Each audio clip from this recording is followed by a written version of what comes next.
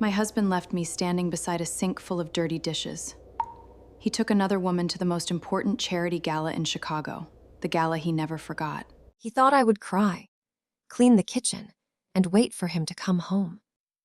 Instead, before midnight, I walked into that ballroom, wearing the dress he had told me I was too old to wear. And by the time the orchestra played its final song, my husband had lost his mistress, his reputation, his company, and the one thing he valued more than all of them: control. My name is Claire Bennett. I was 40, 2 years old. And for 16 years I had been married to a man named Grant. If you had met us from a distance, you might have thought we had a perfect life. We owned a restored brick house in Lake Forest. Grant drove a black Mercedes and ran a successful commercial construction firm called Bennett Development. I managed our home, hosted his business dinners, remembered every client's wife and every donor's birthday, and smiled in photographs as if happiness were another room I kept clean. What people did not see was how carefully Grant had made me disappear. When we first met, I worked as a forensic accountant. I loved finding patterns in numbers, especially the ones people tried to hide. Grant used to call me brilliant. After we married and his company began growing, he asked me to help with the books. Then our daughter, Lily, was born. Grant suggested I stay home for a few years. A few years became 16. At first, I did not mind. I loved raising Lily. I also helped Grant build his company from our dining room. I created budgets, reviewed contracts, and caught billing errors that would have buried him. But when the company became successful, Grant stopped saying we had built it. He started saying he had built it. Then he began correcting me in front of people. "Claire doesn't understand business anymore," he would say with a laugh. Or, "My wife worries about tablecloths. I worry about payroll." Everyone would smile. I would smile too. Because a joke becomes uncomfortable only when the person being mocked refuses to cooperate. The night everything changed began with a dinner at our house. Grant had invited 2 board members from the Halston Children's Foundation, the organization holding its annual charity gala the following evening. Bennett Development had promised a $2 million donation toward a new pediatric rehabilitation center. The pledge had put Grant on the cover of a local business magazine. I prepared dinner for 8 people. Grant insisted everything had to be perfect. I hired no caterer because he said strangers in the kitchen made the house feel impersonal.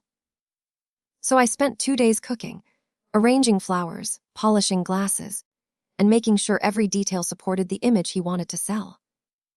One guest arrived late. Her name was Vanessa Cole. She was 34, elegant, confident, and wearing a cream-colored suit that probably cost more than my first car. Grant introduced her as Bennett Development's new director of community partnerships. But when he touched the small of her back, his hand stayed there a second too long. Vanessa looked around my home as if she were measuring it for curtains. During dinner, she sat beside Grant. They shared private smiles. When I spoke, Vanessa often looked at Grant before answering me, as if he were the person who had asked the question. After dessert, one of the board members complimented the meal. "Claire is useful when she has a project," Grant said. Useful. That word landed harder than an insult because he meant it. When the guests left, the dining room looked as if a storm had passed through it. Plates covered the table. Wine stained one napkin. Half-empty glasses stood on every surface. Grant checked his phone while I carried dishes into the kitchen. "The gala starts at 7 tomorrow," I said. "What time should we leave?" He did not look up. "You're not going." I thought I had misunderstood him. "What?" "Vanessa is attending with me. She handles community partnerships. It makes more sense professionally." I stared at him. For months, I had helped prepare his presentation. I had chosen the photographs for the rehabilitation center display. My name was printed beside his on the original invitation. "I am your wife," I said quietly. "Exactly. This is business, not date night." He finally looked at me, and I saw annoyance rather than guilt. "Besides," he continued, "these events require a certain energy. Vanessa knows how to work a room. You haven't attended anything important in years. You would feel uncomfortable." "You mean I would make you uncomfortable?"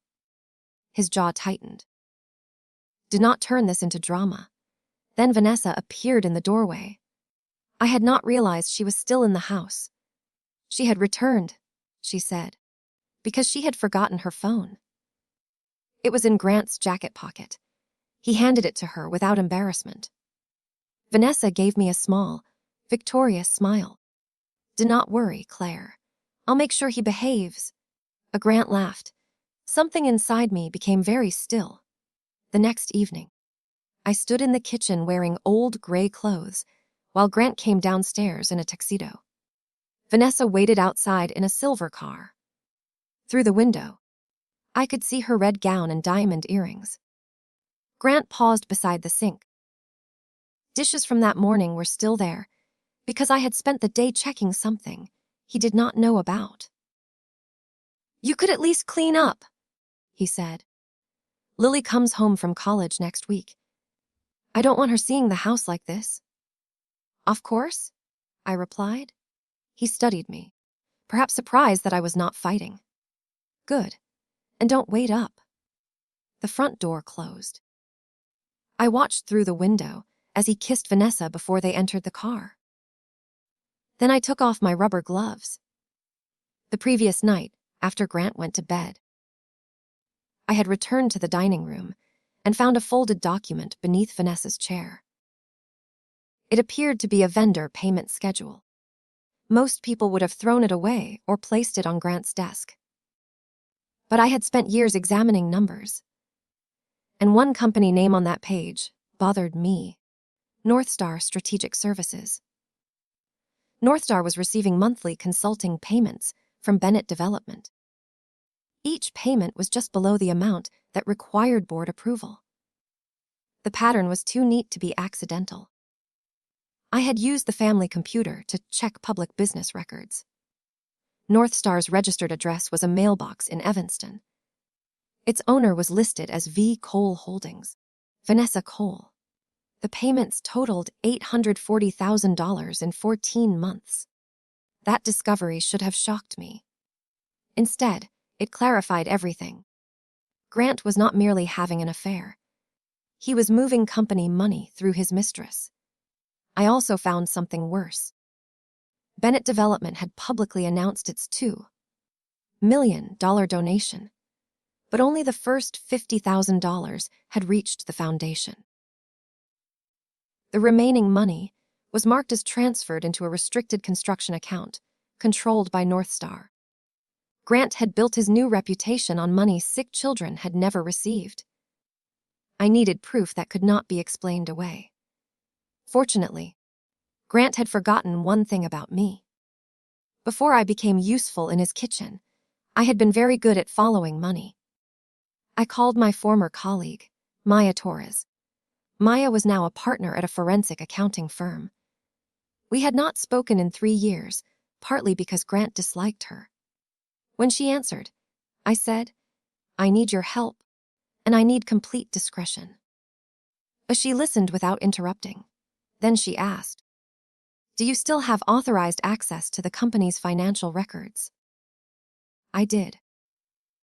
Grant had never removed me as a founding officer because changing the company documents would have required signatures and questions. He assumed I had forgotten. Maya and I spent most of the day reviewing records I was legally entitled to see. The trail was disguised, but not well enough. Northstar billed Bennett Development for consulting work that did not exist. Some funds paid for Vanessa's apartment, car, jewelry, and travel. Other funds moved into an account named BDR Holdings. BDR stood for Bennett Domestic Redevelopment. Grant had created it 11 months earlier. The company had recently purchased a condominium overlooking Lake Michigan. I found an email attached to the transaction. After the gala, we tell Claire. By then, the financing will be secure. She'll take the Lake Forest house and be grateful. I want our new life started before Christmas. Vanessa had replied. Make sure she signs the refinancing documents first. We need her equity. My hands shook when I read that sentence. Grant was planning to borrow against our home, move the money into his hidden company, and leave me with the debt. Maya wanted me to call the police immediately. I told her I would. But first I needed to know who else was involved. Grant could claim Vanessa had tricked him. Vanessa could claim she was following his orders. If I moved too soon, each would blame the other, and both might escape with part of the money. Then Maya found an audio file, stored with the gala presentation. Grant often recorded practice sessions, so he could improve his speeches. This recording began with him reading his remarks. Then he stopped when Vanessa entered his office. He forgot to turn off the recorder. Their conversation lasted 11 minutes. They discussed the missing donation. They discussed the false invoices. They discussed convincing me to sign the home refinancing documents. And then Vanessa asked Grant if he felt guilty. He laughed. About Claire. She hasn't understood what's happening around her for years. What if she refuses to sign? Vanessa asked. She won't. I'll tell her it protects Lily's inheritance. Claire signs anything if she thinks it helps our daughter. That was the moment my grief ended. He had not only betrayed me, he intended to use my love for Lily as a weapon. Maya copied the records and created a clear report. I contacted an attorney named Rachel Kim, whom Maya trusted. Rachel reviewed the evidence and told me to preserve everything, avoid confronting Grant, and protect my share of our lawful assets. She also contacted the company's independent board counsel and a detective from the Financial Crimes Unit. Do not improvise. Rachel warned me. Men like your husband become dangerous when control disappears. I promised her I would be careful. Careful did not mean passive. At 3 that afternoon, Grant called me from his office. His voice was casual, but I heard papers moving quickly in the background. Did you go into my study? He asked. I live here. That is not what I asked. I looked at Maya, who sat across from me at the dining table. She silently pointed toward the recording application on my phone. Illinois' law can be complicated about private recordings, so Rachel had already told me not to secretly record a protected conversation. I placed the call on speaker, only so Maya could witness my side. What are you looking for? I asked. There was a pause. A vendor schedule. Vanessa may have dropped it last night. Why would Vanessa have a confidential vendor schedule at our dinner? His voice hardened. This is exactly why I keep you away from business discussions. You take a simple question and turn it into an interrogation. For years, that tone would have made me apologize. This time, I let the silence remain his problem. Did you find it or not? He asked. I found a piece of paper under her chair. I put it somewhere safe. The moving papers stopped. Claire, listen to me. That document contains private company information. Bring it to my office now. I cannot. I am preparing for tonight. Preparing what? I looked at the garment bag hanging near the window. The house, Grant. You told me to clean. He exhaled, and I could almost feel his relief. Fine. Leave it on my desk. Do not read it. You would only misunderstand it. After he ended the call, Maya shook her head. He really believes you are invisible. No, I said. He believes I am furniture. Useful, familiar, and unable to leave the room. We gave the original schedule to Rachel. I placed an empty folder on Grant's desk. If he came home looking for the paper, his search would show us how frightened he was. Then another message arrived. It came from an unknown number. You should stay home tonight. Public scenes can hurt daughters more than husbands. There was no signature. It did not need one.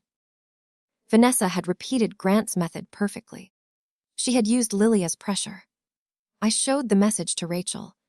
She saved a copy and told me not to answer. 2 minutes later, another message appeared. Grant has already chosen his future. Keep your dignity and accept it. I wanted to write that dignity was not obedience. Instead, I turned off the phone. Maya watched me carefully. You can still stay away from the gala. The authorities have the evidence. You do not owe anyone a performance. She was right. Going there carried risk. Grant might humiliate me again. Guests might see an angry wife instead of a credible witness. The press might reduce financial theft to a triangle involving a husband and 2 women. But I thought about the award waiting for Grant. If he received it before the truth emerged, photographs of that moment would live forever. The foundation would look foolish. The employees would see dishonesty rewarded. And Grant would use the applause as proof that he could survive anything. I am not going to fight over a man, I told Maya. I am going to stand beside my work and my name. There was another reason, one I could barely admit. I needed to walk into a room he had forbidden me to enter. Not because the room mattered, but because I did. But I had one more call to make. Evelyn Halston, chairwoman of the Children's Foundation, had known me for years. I asked her to meet me privately that afternoon. I showed her enough evidence to prove the promised donation had been diverted. Her face turned pale. The press is attending tonight, she said. Grant is receiving our Humanitarian Leadership Award. I know. We can cancel it? If you cancel now, he will invent a reason and start destroying evidence. Let him come. Let him make his speech. Evelyn studied me for a long moment. What are you planning? Claire. I am planning to stop cleaning up after him. At 6:15, Maya arrived at my house carrying a garment bag. Inside was a midnight blue gown I had bought 2 years earlier for an event Grant later attended alone. He had said the dress was too bold for me. It fit perfectly. Maya helped with my hair while I called Lily. I did not tell her every detail. I only told her that difficult news about her father might become public, and that none of it was her fault.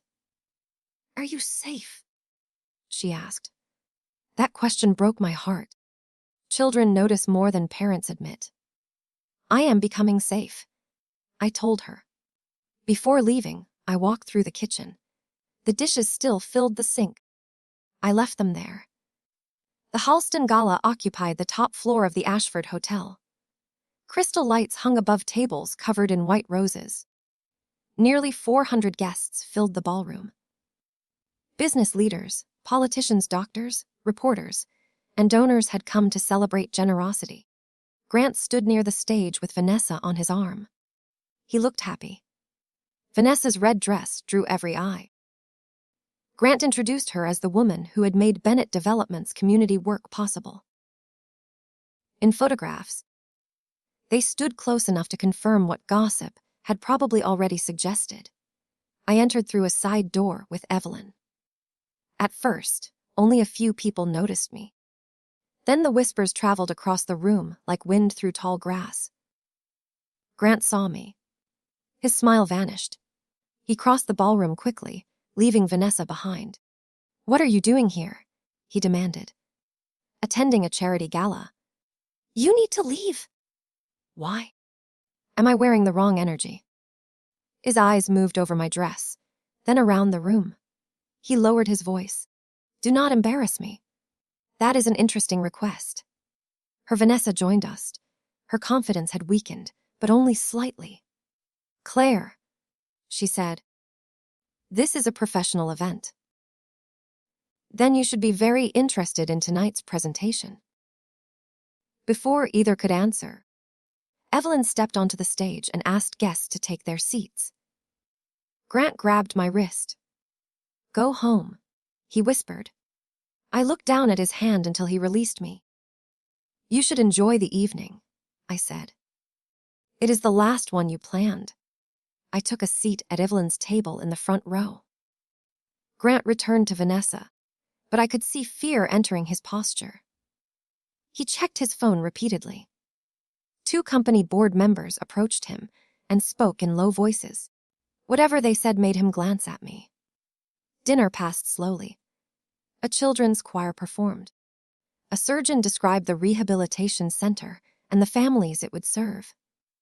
On the large screen, an architectural rendering showed bright therapy rooms and a rooftop garden. I had chosen those images. Then Evelyn introduced Grant. She did not mention the award. Grant walked to the podium while applause filled the room. He smiled with practiced humility. "True success," he began, "is not measured by what we keep, but by what we give." The hypocrisy was so perfect that I almost admired it. He spoke about responsibility, family, and the future. He described the $2 million pledge as a promise from his heart. Vanessa watched him proudly. When he finished, the audience applauded again. Evelyn returned to the stage. "Thank you, Grant," she said. "Before we present tonight's leadership recognition, we need to address a serious matter concerning that pledge." Grant's face changed. The ballroom became quiet. Evelyn continued.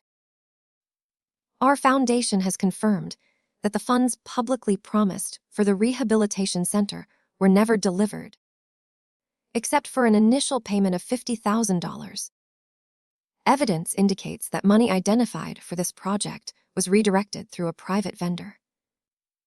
Vanessa stood abruptly. Grant reached for the microphone. "This is a misunderstanding. Evelyn, we should discuss this privately. Sick children were used to support a false public image." Evelyn replied. "That is not a private misunderstanding." The large screen changed. Grant's presentation disappeared. In its place appeared a simple timeline prepared by Maya. It showed the public pledge, the transfers to North Star, and the purchases that followed. Vanessa's apartment, Vanessa's car, the lakefront condominium. Grant stared at the screen. "These records are stolen." I stood. "No," I said. "They were reviewed through my lawful authority as a founding officer of Bennett Development." Every face turned toward me. Grant stepped down from the stage. "Claire, you do not understand these transactions." For 16 years, he had depended on that sentence. I walked toward the podium. North Star Strategic Services submitted 23 invoices for work it never performed. I said.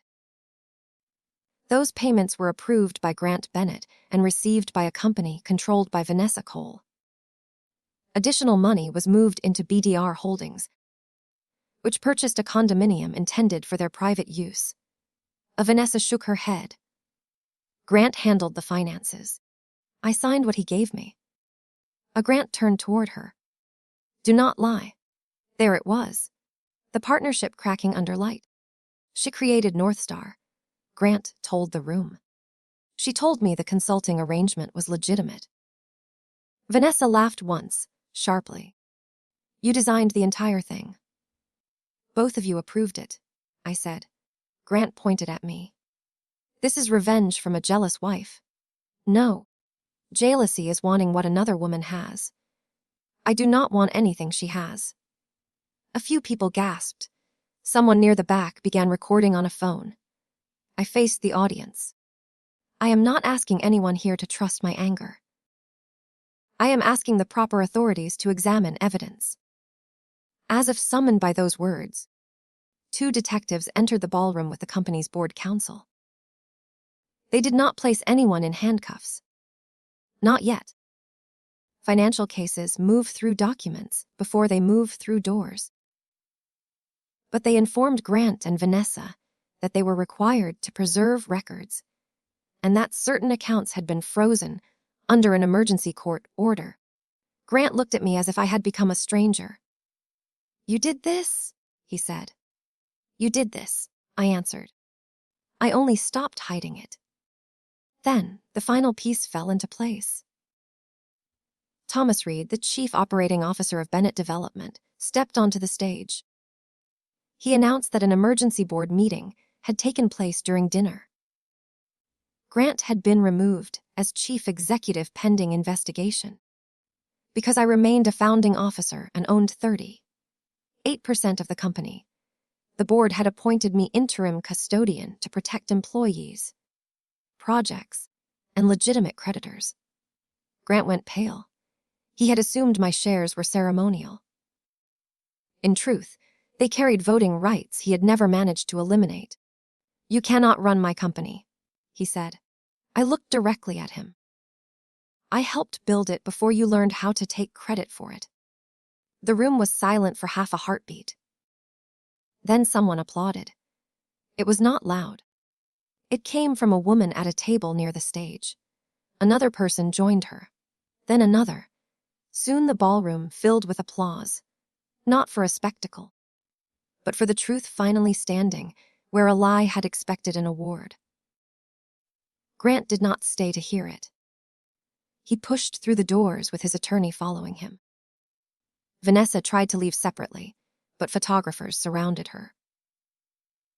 The woman, who had entered in red like a victory flag, left hiding her face behind a borrowed coat. I did not feel triumphant. I felt tired. Revenge in stories is often described as fire. Mine felt like setting down a heavy box I had carried for years and realizing my hands were finally free. I returned home shortly after midnight with Rachel and Maya. The dishes were exactly where I had left them. Maya offered to stay, but I told her I wanted one quiet hour before the lawyers and reporters took over my life. 20 minutes after they left, headlights swept across the front windows. Grant entered through the garage. His bow tie hung loose and his face was gray with fury. "What have you done?" he shouted. I stood on the opposite side of the kitchen island. My phone was in my hand, and Rachel was already connected on an open call. This conversation was not secret. Grant could see and hear her. "Rachel Kim is listening," I told him. "If you threaten me, she will call the police." He stopped. "You planned this," he said. "You set me up. Did I create North Star? You have no idea how much pressure I was under.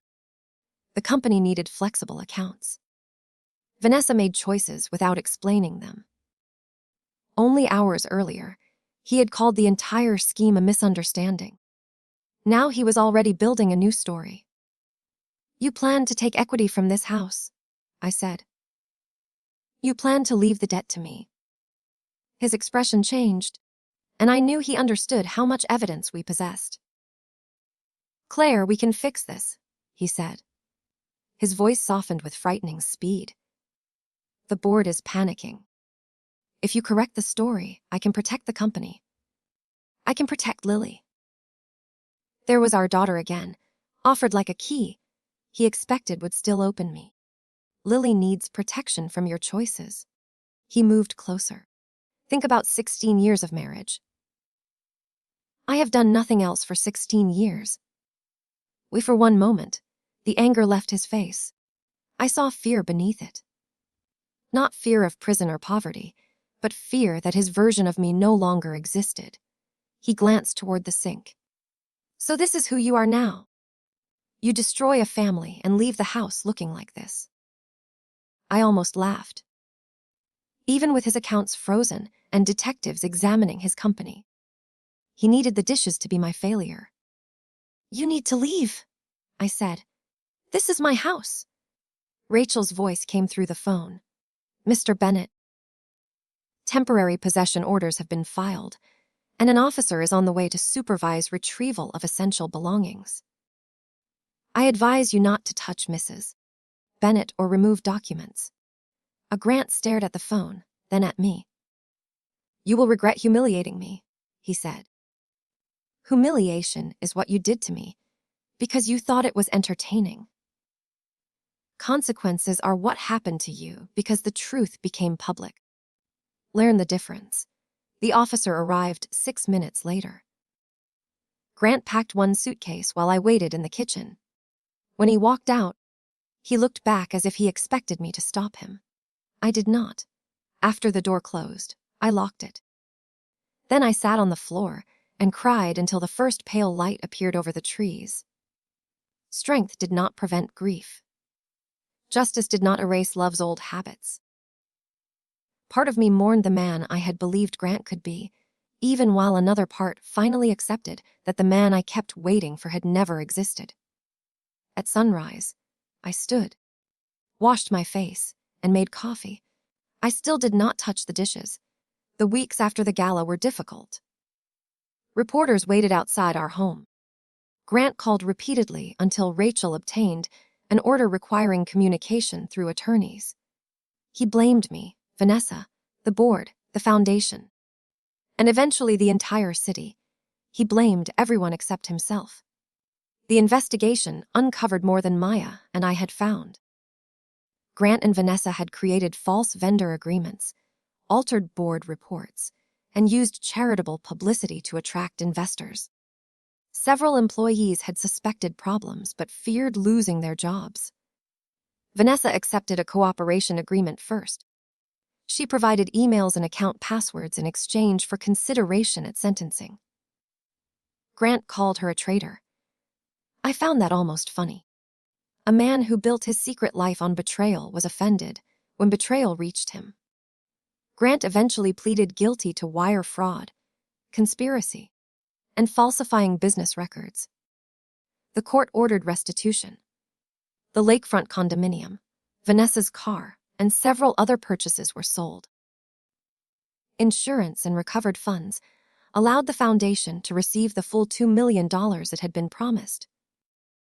Bennett Development survived, but I refused to let it continue under that name.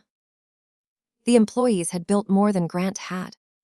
We renamed it Lakeshore Community Builders and adopted independent financial oversight. I did not remain chief executive permanently. I served for 18 months, long enough to stabilize the company, repair damaged contracts, and prove something to myself. Then the board selected Thomas as CEO, and I became chair of the audit committee. I also returned to forensic accounting. Maya offered me a position at her firm. On my first morning, I sat in front of 3 computer screens with a cup of coffee and a stack of financial records. The work felt familiar, like a language I had once spoken fluently and had never truly forgotten. Lily came home the week after the gala. I was afraid she would hate me for exposing her father. Instead, she put her arms around me in the kitchen and held on. "I knew he was cruel to you," she whispered. I just didn't know how cruel. I told her she was allowed to love her father and still face the truth about him. Children should not have to choose between their parents' humanity. Grant had made terrible choices, but I would not make Lily carry my anger. She visited him after sentencing. I drove her to the facility and waited in the parking lot. When she returned, she cried for most of the ride home. I did not ask her to explain. I simply held her hand at every red light. Our divorce became final 11 months after the gala. Grant fought over every asset until the evidence made fighting expensive. I kept the Lake Forest house, free of the fraudulent debt he had planned. But 6 months later, I sold it. That surprised everyone. The house was beautiful, but it had become a museum of silence. Every polished room reminded me how much work I had done to protect an appearance. I bought a smaller home near the lake with wide windows, uneven wooden floors, and a kitchen just large enough for people I actually wanted to feed. On the anniversary of the gala, the Halston Foundation invited me to the opening of the Pediatric Rehabilitation Center. The rooftop garden looked exactly like the picture. I had once selected for Grant's speech. Except now children were racing along the paths in bright wheelchairs while their families cheered. Evelyn asked me to say a few words. I stood at a small podium, but I did not talk about Grant. His name did not belong in that place. I spoke about the employees who saved the company, the investigators who followed the evidence, the donors who restored their trust, and the families who had waited too long for help. Afterward, a woman approached me. She was around my age and wore a wedding ring. She kept twisting around her finger. "How did you know it was time to stop forgiving him?" she asked. I considered the question carefully. Forgiveness and permission are different things. I said, "You can release hatred without giving someone another chance to harm you." She began to cry. I held her hand for a moment, hoping she would find whatever truth she needed. That evening, Lily and I returned to my new house. We cooked pasta, opened a bottle of wine, and left 2 plates in the sink while we watched an old movie. Near midnight, she noticed the dishes. "Should we clean those?" she asked. I looked at the sink and remembered Grant in his tuxedo, telling me where I belonged. I remembered Vanessa waiting outside. I remembered the woman I had been. Quiet, capable, and almost erased. "Tomorrow," I said. Then I turned off the kitchen light. Grant once believed leaving me with dirty dishes proved that I was beneath him. He never understood that the woman at the sink was the same woman who could follow every dollar, expose every lie, and rebuild everything he tried to destroy. He left me home to clean up his mess. In the end, I did. I just started with him.